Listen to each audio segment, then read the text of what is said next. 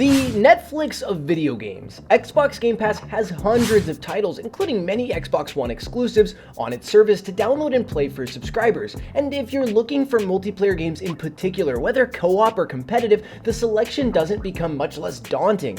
Xbox Game Pass has a wide range of games covering nearly every potential taste or style, so here are some of our favorite multiplayer games on Game Pass. First off, Spider-Heck. Spider-Heck is an underrated multiplayer brawl game that pits you and other players against each other in minimalist designed areas. At your disposal are a variety of neon weapons that suit the style and fun inherent in every pixel of the game. In addition to that, since you are playing as some sort of cyberpunk arachnid, you can also web-sling around the various platforms. As with any solid brawler, Spider-Heck is just fun to play, and if you are looking for a casual multiplayer experience both online and local, it is the exact cup of Spider tea you didn't know that you were looking for.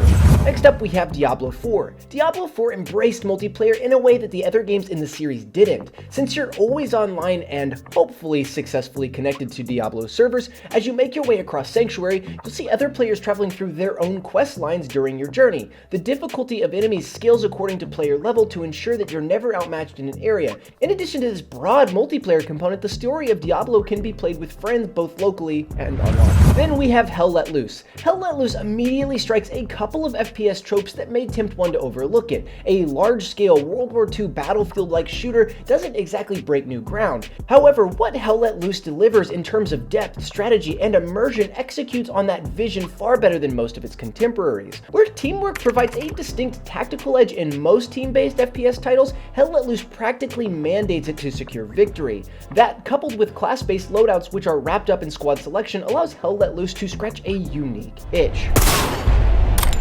Now we have Goat Simulator 3. Goat Simulator 3 is an improvement on the first game in many ways. The map is bigger, the list of activities you can participate in is larger, and the customization options for your goat are much more eclectic. But one of the best additions to Goat Simulator 3 was its inclusion of online multiplayer. Where the first game only let you form local parties, you can now invite up to 3 friends to your multiplayer party in the sequel. Then we have Remnant from the Ashes.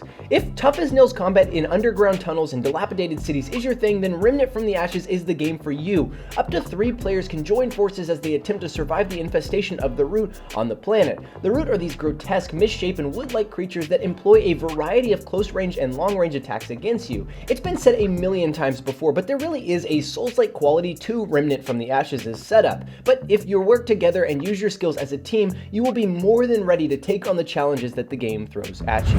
Then we have the Chainsaw Massacre. If you're a fan of both the asymmetrical horror stylings of Dead by Daylight and the original Texas Chainsaw Massacre films, then the combination of your dreams has made its way to Xbox Game Pass. You can play as either a horrific member of the family out to slaughter anyone they can get their hands on, or as one of their victims, desperately trying to escape their bloody grasp. Gameplay is tense if you're one of the characters attempting to get away, as every corner could mean certain death.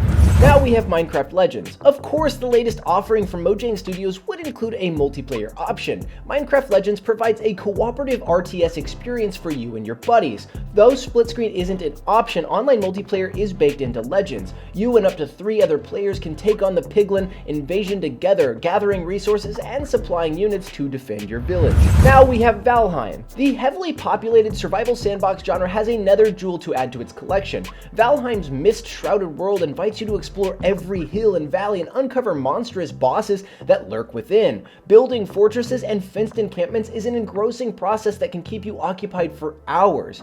Valheim is not a title to miss, and it's one of the best multiplayer games on Xbox Game Pass right now.